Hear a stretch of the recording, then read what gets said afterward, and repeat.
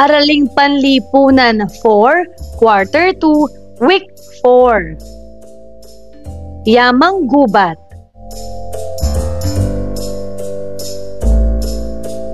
Matatag curriculum, bansang makabata, batang makabansa, with me, Teacher KMT.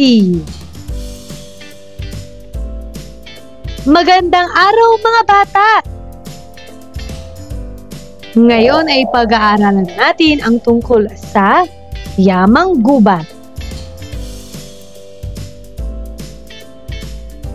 Mga kasanayan.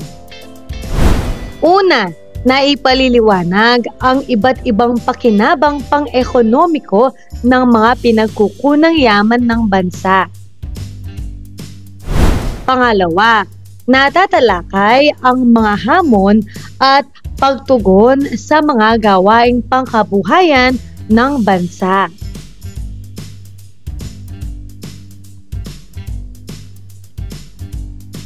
Unang araw.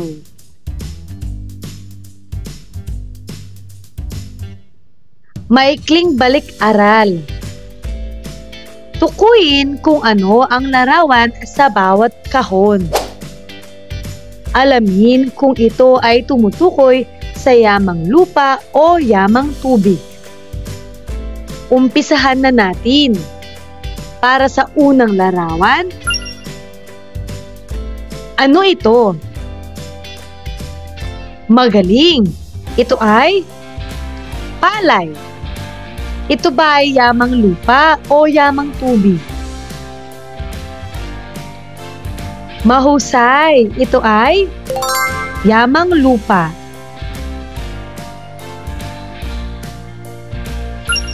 Pangalawa, ano ito? Mahusay. Ito ay puno ng niyog. Ito ba ay yamang lupa o yamang tubig? Tama! Ito ay yamang lupa.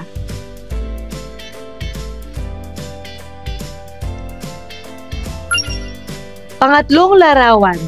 Ano ito? Magaling. Paaralan. Ito ba ay yamang lupa o yamang tubig? Napakagaling! Ito ay yamang lupa. Pang-apat na larawan. Ano ito? Mahusay. Ito ay hipon. Ito ba ay yamang lupa o yamang tubig?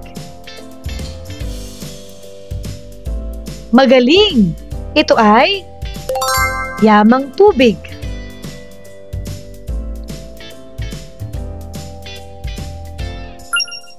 Panglima.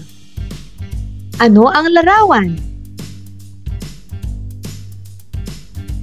Magaling! Mangingisda at bangka. Ito ba ay tumutukoy sa yamang lupa o yamang tubig? Napakagaling! Yamang tubig. Pang-anim. Ano ito? Tama! Ito ay corals. Ito ba ay yamang lupa o yamang tubig? Napakagaling! Ito ay yamang tubig.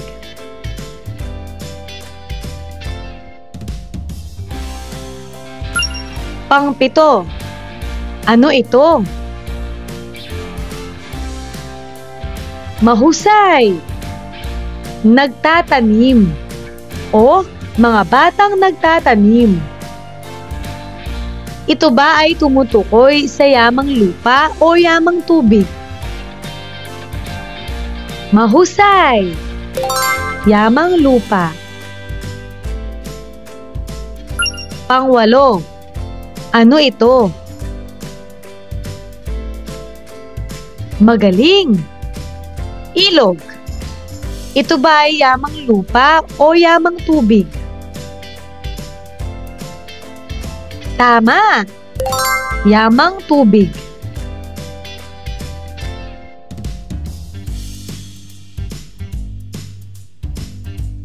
Paglinang sa kahalagahan sa pagkatuto sa aralin.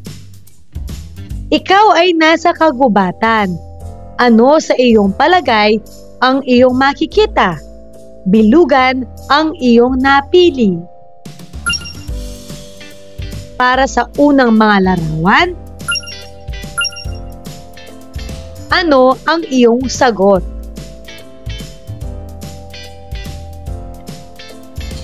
Magaling!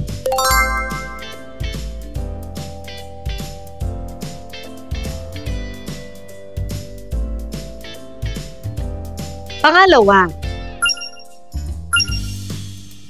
ano ang iyong sagot?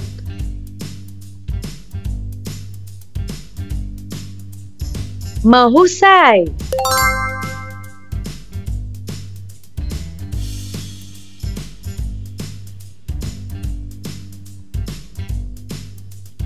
Pangatlo, ano ang iyong sagot? Tama!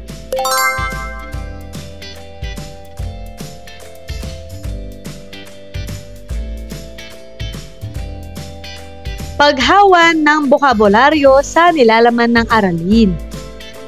Una, likas na yaman. Ito ang mga bagay na nanggaling sa lupa, tubig, gubat, enerhiya, at iba pa.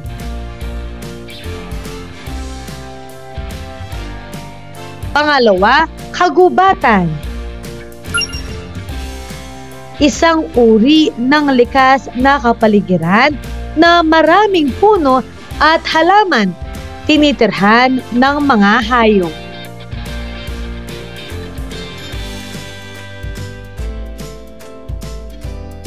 Pangatlo, enerhiya. Ito ay isang uri ng lakas na may kakayahang mapagana ang mga bagay upang maging kapaki-pakinabang sa tao.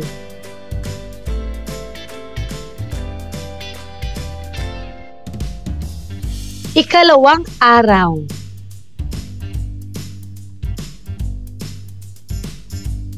Pinangkukunang yaman mula sa kagubatan. Ang Pilipinas ay mayaman. Bakit sa iyong palagay ang ating bansa ay mayaman? Ito ba ay dahil sa mga matataas na gusali na ating tinitingala? Marahil ang ating bansa ay mayaman sapagkat napakaraming sasakyan ang ating nakikita na dumadaan sa mga kalsada sa ating pamayanan, o hindi kaya dahil marami ang taong naninirahan sa bawat pamayanan ng ating bansa. Ang lahat ng ito ay maaaring sagot, ngunit tunay na mayaman ang Pilipinas dahil sa likas na yaman na taglay nito.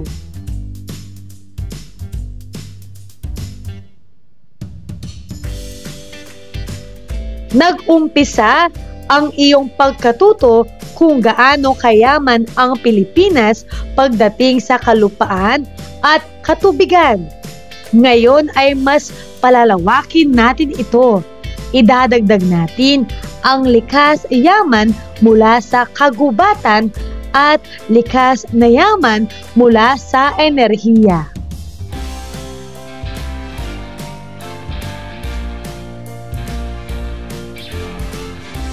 Ikaw ba ay nakarating o nakakita na ng isang kagubatan?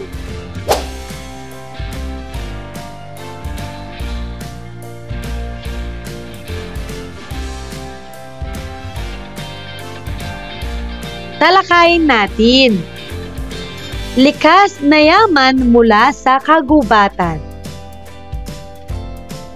Ito ay mga bagay na nakukuha natin mula sa mga puno, halaman, hayop, at lupa sa gubat.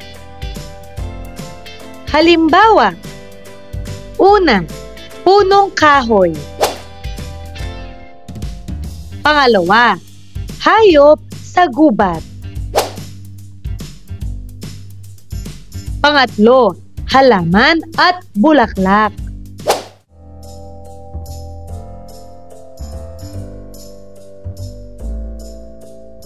Talakayin na rin natin ang likas na yaman mula sa enerhiya. Ito naman ay mga bagay na ginagamit para makagawa ng kuryente o lakas para sa mga bahay, paaralan at pabrika. Halimbawa, una, tubig. Ginagamit sa dam para sa hydroelectric power.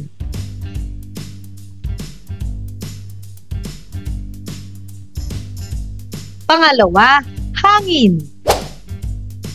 Pinapaikot ang windmill para sa enerhiya. Pangatlo, araw. Solar panels ang kumukuha ng init ng araw para gawing kuryente.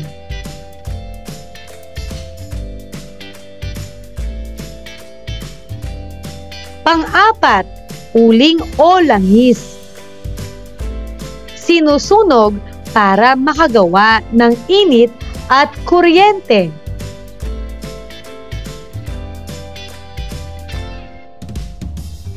Talakayin pa natin ang mga pinangkukunang yaman mula sa kagubatan. Gamitin natin ito. Para sa unang hanay, likas na yaman mula sa kagubatan. Para sa pangalawang hanay, biyaya mula kagubatan. Para sa pangatlong hanay, pamprosesong katanungan. Para sa unang bilang ng likas na yaman mula sa kagubatan, punong kahoy. Biyaya mula dito ay nakakalikha ng mga kapaki-pakinabang na mga bagay tulad ng papel, muebles sa bahay kagaya ng upuan, lamesa at kabinet. Sumisipsip ng tubig upang maiwasan ang pagbaha. Kahoy na panggawa ng mga bahay. Bunga ng puno na siyang magiging pagkain ng tao. At sariwang hangin. Pamprosesong katanungan. Ano sa iyong palagay ang mangyayari kung wala na ang mga puno sa ating kagubatan? Magaling! Magkakaroon ng pagbaha, kakulangan sa hangin, at kawalan ng gamit na kahoy.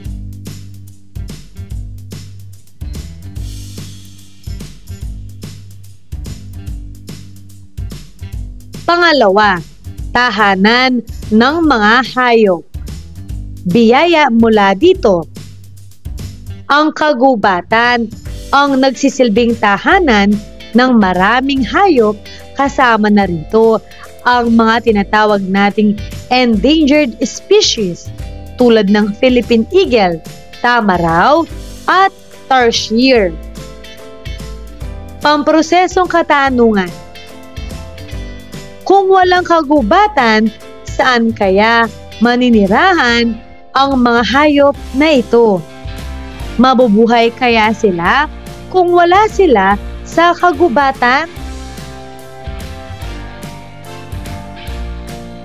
Magaling! Mawawala ang tirahan ng mga hayop. Posibleng mawala ang mga endangered species.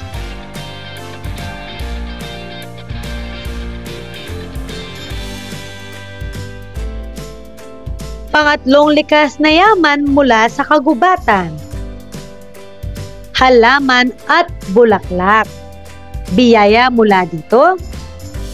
Mga halamang gamot. Dekorasyon sa hardin. Pamprosesong katanungan. Kung walang kagubatan, saan tayo kukuha ng sangkap para makagawa ng gamot? Tama! Mahirap na tayong makahanap ng mga halamang gamot na ginagamit bilang sangkap sa paggawa ng gamot. Marami sa mga gamot na iniinom natin ay nanggagaling sa mga natural na halaman na matatagpuan sa kagubatan.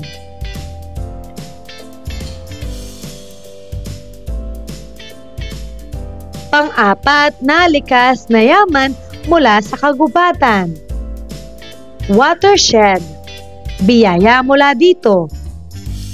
Nagbibigay ng malinis na tubig sa mga tirahan malapit sa gubat. Pamprosesong katanungan. Kung walang kagubatan, saan tayo maaring kumuha ng malinis na tubig? Mahusay!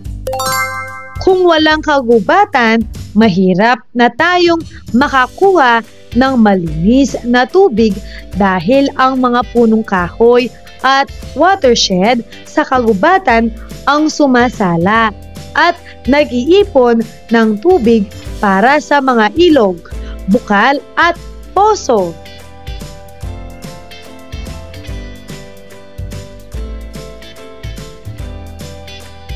Pinatnubayang pagsasanay. Bungang sagot. Kumpletuhin ang pangungusap na kung walang kagubatan, walang patlang. Kumpletuhin mo ito. Ngayon, magbigay ng 5 kasagutan at isulat ito sa mga bunga sa loob ng puno na ipapakita ko.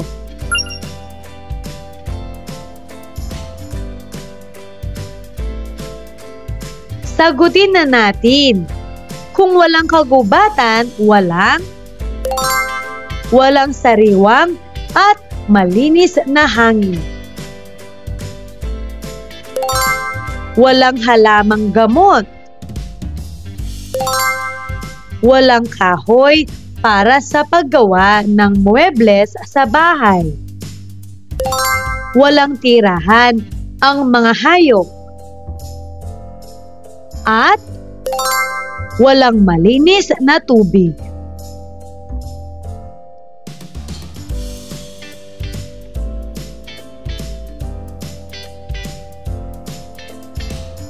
Sagutin ang mga sumusunod na katanungan.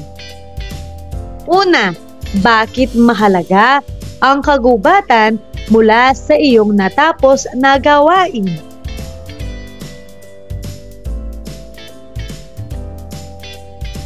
Tama! Mahalaga ang kagubatan dahil nagbibigay ito ng maraming biyaya tulad ng malinis na hangin, halamang gamot, kahoy para sa bahay at muebles, at tirahan ng mga hayop. Tinutulungan din tayo ng kagubatan na maiwasan ang baha at nagiging pinagmumulan ng malinis na tubig.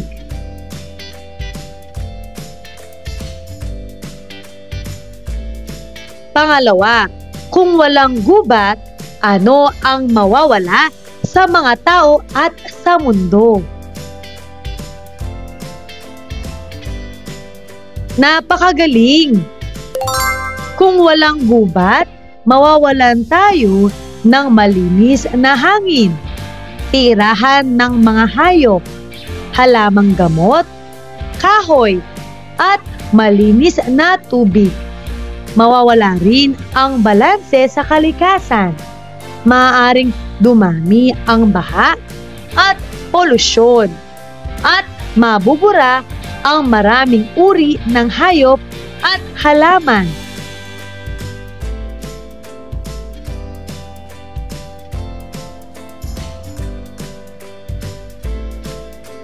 Ikatlong araw.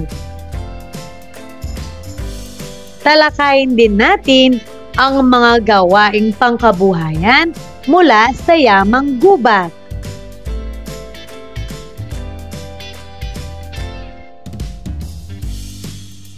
Pagproseso ng pag-unawa. Nalaman natin ang mga biyaya ng kagubatan. Ngayon ay bigyang halaga natin kung paano ang biyaya ng kagubatan ay mahalaga para sa atin na gumagamit ng mga likas na yaman. Para sa unang hanay, biyaya ng yamang gubat. Para sa pangalawang hanay, pang-ekonomikong pakinabang. At para sa pangatlong hanay, nalilikha na kabuhayan. Umpisahan na natin. Biyaya ng yamang gubat. Una, punong kahoy. Pang-ekonomikong pakinabang. Gawaing pang-industriya. Nakakalikha ng mga produktong kapaki-pakinabang tulad ng papel, goma, troso, tabla, kahoy, tissue paper, muebles, produktong handicraft, para naman sa nalilikha na kabuhayan. Magtotroso, gawaing pang-industrial gaya ng factory worker. Entrepreneur, handicraft maker, furniture maker.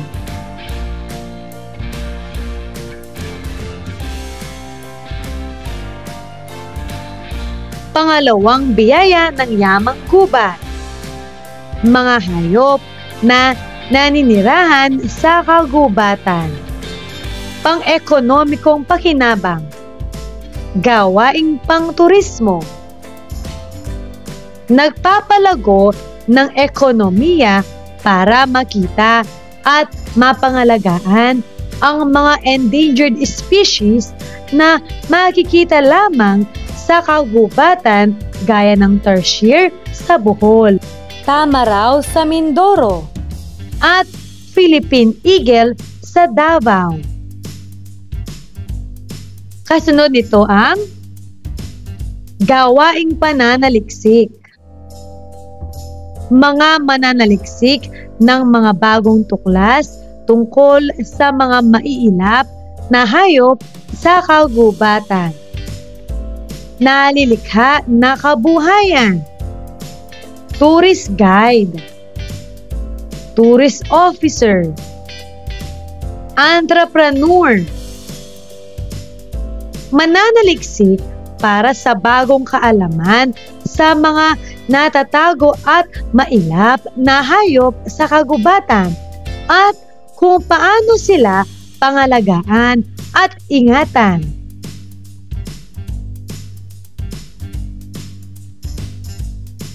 Pangatlong biyaya ng yamang gubat. Halaman at bulaklak. Pang-ekonomikong pakinabang. Gawaing pananaliksik. Paglikha ng mga gamot gamit ang mga halaman sa gubat. Gawaing pang-industriya. Paglikha ng mga dekorasyon at produkto gamit ang mga bulaklak na matatagpuan sa kagubatan gaya ng orchids. Nalilikha na kabuhayan. Mananaliksik tungo sa paglikha ng mga gamot sa iba't ibang sakit. Artist gamit ang mga bulaklak. entrepreneur gamit ang mga nalikhang gamot at dekorasyon na mula sa gubat.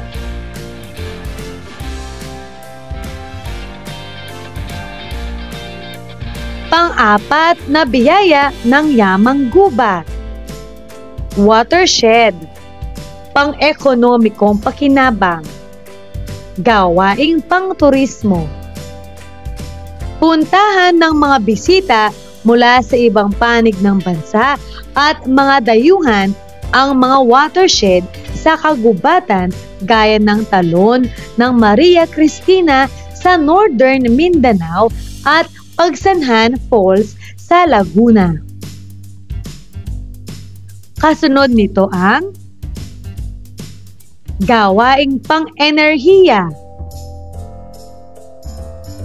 Nagbibigay ng kuryente mula sa puwersa ng pagbaba ng tubig sa mga talon sa kagubatan na nagpapalakas sa mga pabrika. Narito naman ang mga nalilikha na kabuhayan. Tourist guide, tourist officer, entrepreneur, industrial na may kinalaman sa pagbibigay ng kuryente.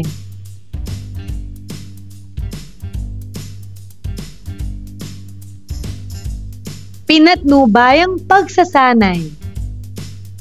Ito ang kwento ng buhay ko.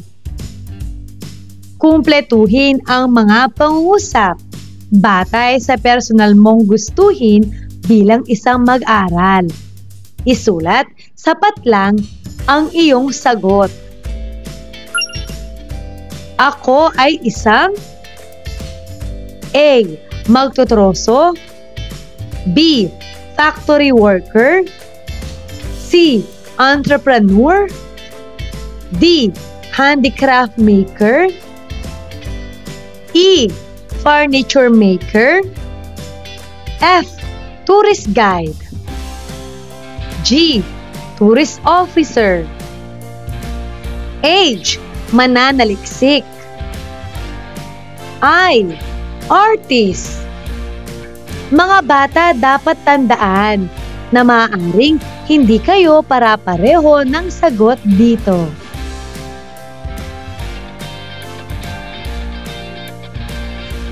Ituloy na natin. Para sa pangalawang bilang, mula sa kagubatan, ang patlang na aking ginagamit sa aking hanap buhay. A. Punong kahoy, B. Mga mailap at endangered species na hayop, C. Watershed, D. Halamang gamot, E. Bulaklak. Ano kaya ang tamang sagot? Magaling! Titik. A. Punong kahoy.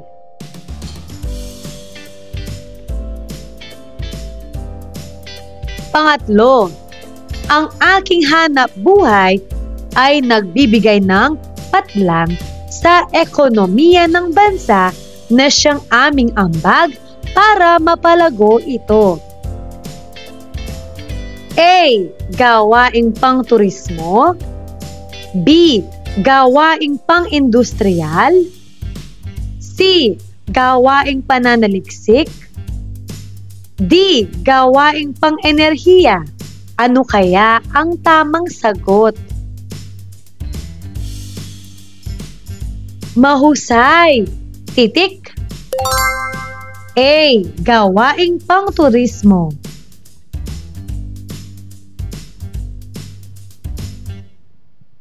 Pang-apat, mahalaga ang aking hanap buhay dahil patlang. A. Malaki ang nagiging ambag sa paglago ng ekonomiya ng bansa. B. Napapangalagaan ang kagubatan ng bansa. C. Naipapakilala ang kagandahan ng Pilipinas sa ibang panig ng mundo. D. Nakakapag-ambag sa pagbibigay kalinga sa kagubatan ng bansa. Ano kaya ang tamang sagot? Mahusay, ito ay A. Malaki ang nagiging ambag sa paglago ng ekonomiya ng bansa.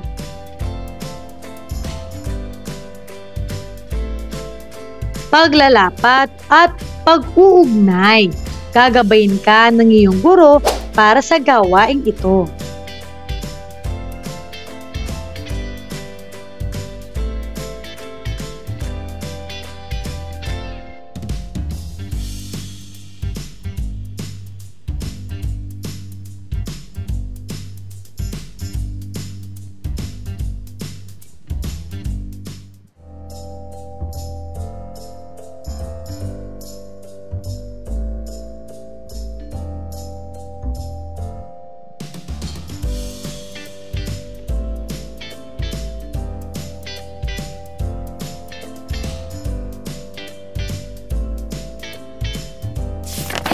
Narito ang mga pwedeng maging mga sagot sa epekto ng pakinabang pang-ekonomiko ng yamang gubat sa tao sa kanyang kabuhayan.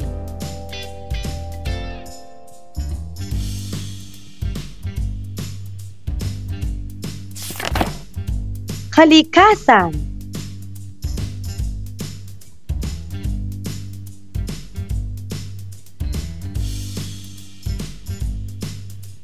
At kultura.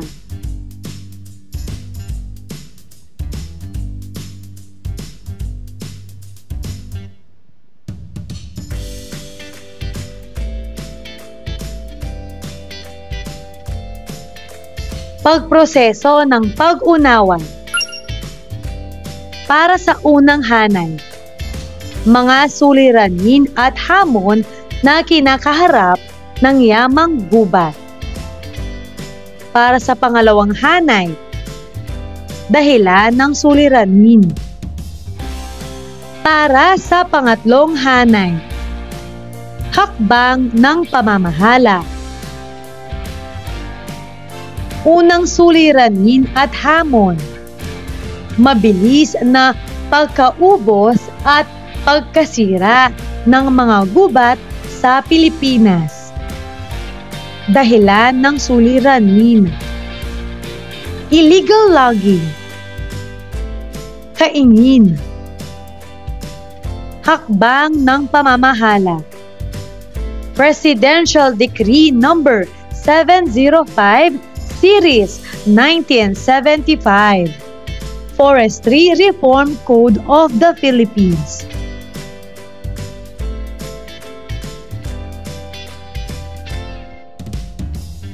Republic Act No. 3701, an act to discourage destruction of forests. Republic Act No. 7161, increasing the forest charges on timber and other forest products.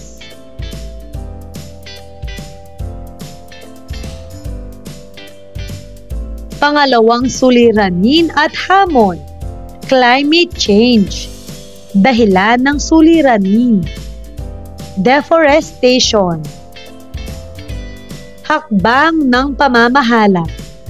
Republic Act No. 9729, the Climate Change Act.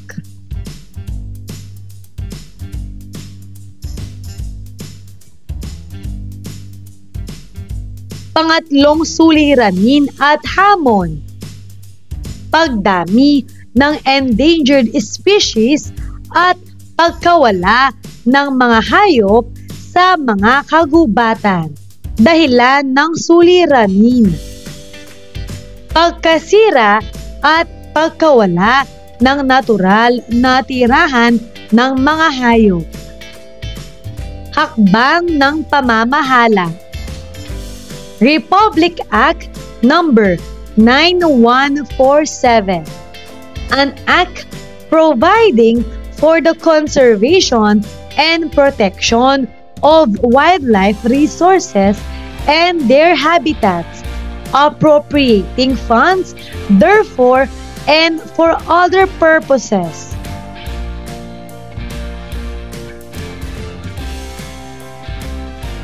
Paglalapat at pag-uugnay.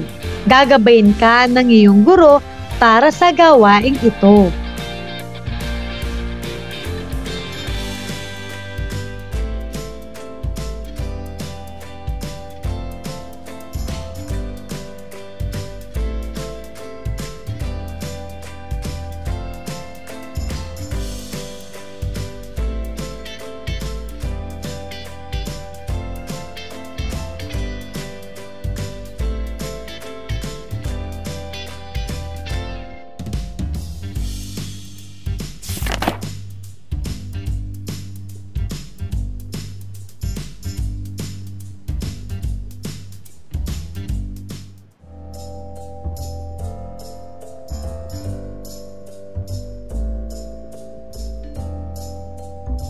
Ika-4 na araw.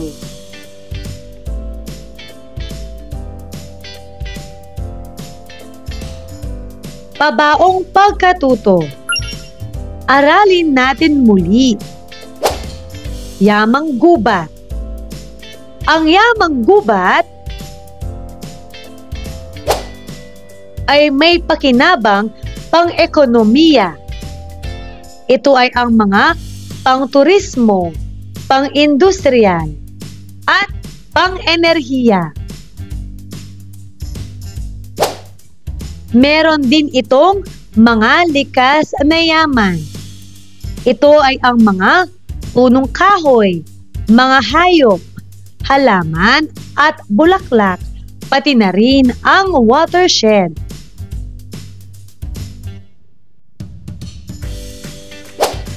Ngunit meron din itong mga hamong kinahaharap. Ito ay ang pagkaubos ng kagubatan at climate change.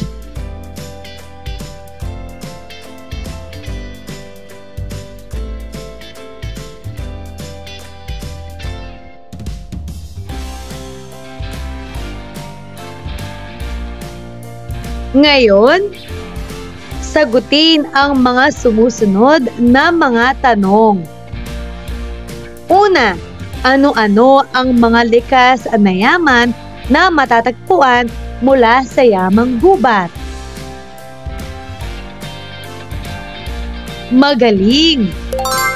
Troso o kahoy, ginagamit sa paggawa ng bahay, muebles, papel at iba pa.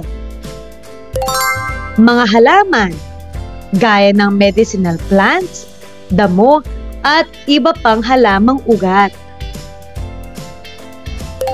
Mga hayop, gaya ng usa, baboy ramo, unggoy, ibon, at iba pang hayop sa gubat.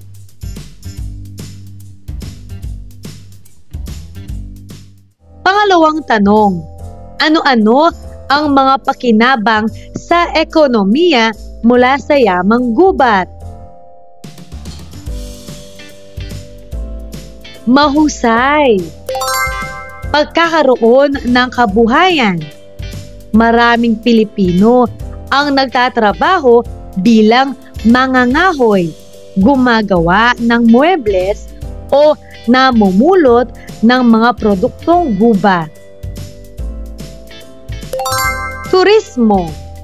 Ang mga kagubatan ay atraksyon din para sa mga turista, gaya ng hiking at ecotourism.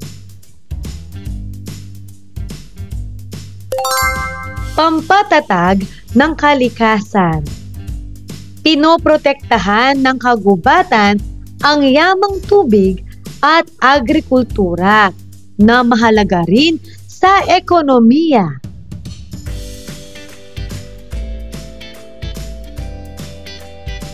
Pangatlo, Ano-ano ang mga hamon na kinahaharap ng mga yamang gubat sa ating bansa? Napakagaling! Illegal logging, labis at iligal na pagputol ng puno na nagdudulot ng pagkaubos ng kagubatan. Pagmimina. Ang malawakang pagmimina ay nagdudulot ng polusyon at pagkasira ng kagubatan. Climate change. Nakaaapekto sa kalusugan ng kagubatan at sa mga hayop na naninirahan dito.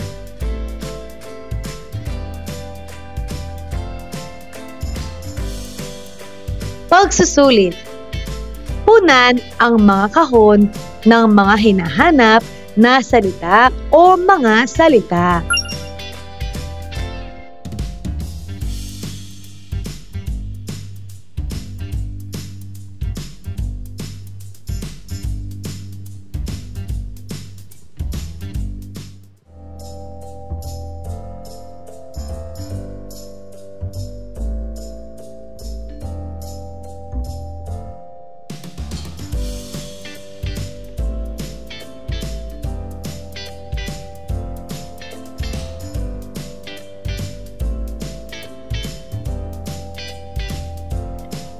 Sagutin na natin. Narito ang pwedeng maging sagot.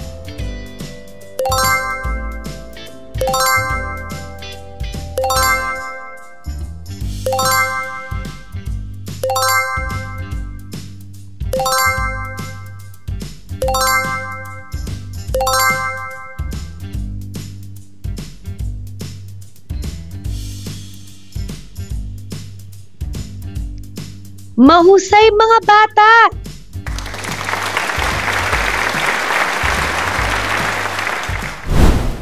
Ano ang mga natutuhan mo sa araw na ito?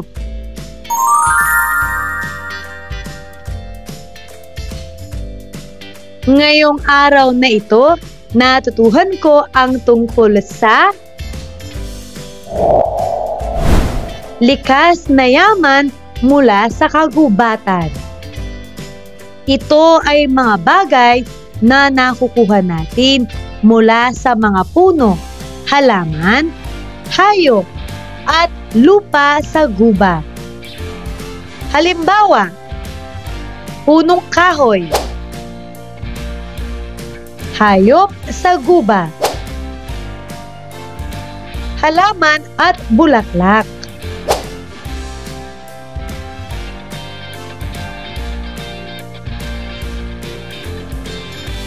Pinag-aralan na rin natin ang mga likas na yaman mula sa enerhiya. Ito naman ay mga bagay na ginagamit para makagawa ng kuryente o lakas para sa mga bahay, paaralan at pabrika. Halimbawa, tubig, hangin, araw, uling o langis.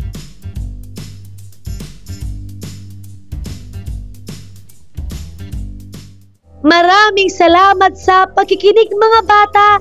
Sana'y may natutuhan kayo. Huwag mong kalimutan pindutin ang like, share, at subscribe.